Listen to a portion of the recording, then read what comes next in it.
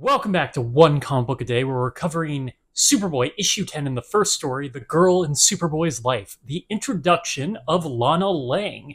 If you know very little about this Superman and Superboy mythos, Lana Lang is Superboy or Clark's girlfriend when he's a kid, teen, in Smallville. And this is her first appearance. She is usually a redhead, though that has changed over time. And though Lana will show up and have her time with Superman when he's an adult, when Clark is adult. Of course, he's an adult when he goes from Superboy to Superman. She will never be his true love interest as Lois Lane exists. See, they both have LL.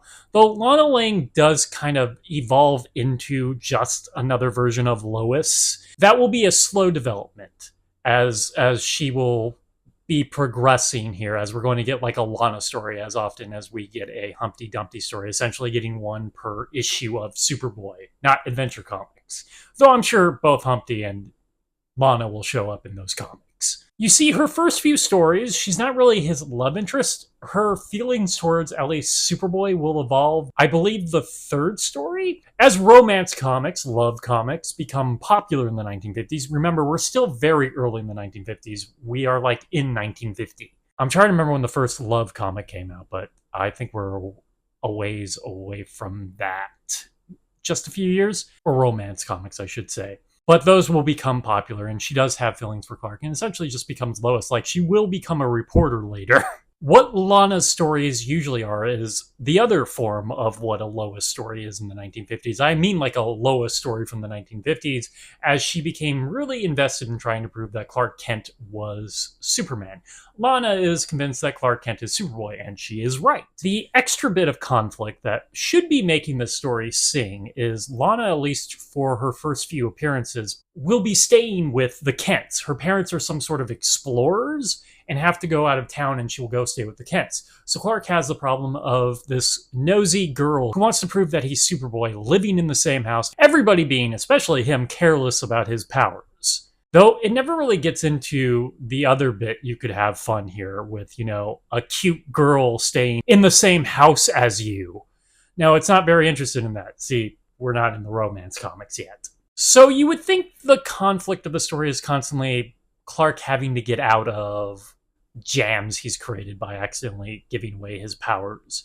And that is some of the story, though the story also has a whole plot involving an arsonist taking down different places of Smallville, including nearly getting Lana blown up at the end. Now, these two stories can go hand in hand, and at times it does go hand in hand with her sort of figuring out that Clark isn't around when Superboy shows up.